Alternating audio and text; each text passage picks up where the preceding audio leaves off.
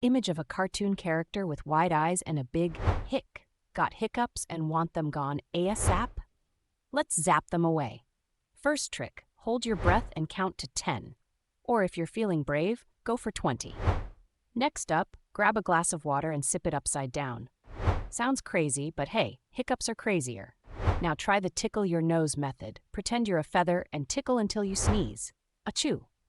And for the grand finale, scare those hiccups away with a surprise boo from a friend or even a mirror.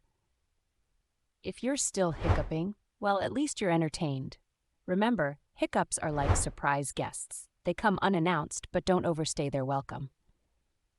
Try these out and laugh your way to a hiccup-free day. Hiccup!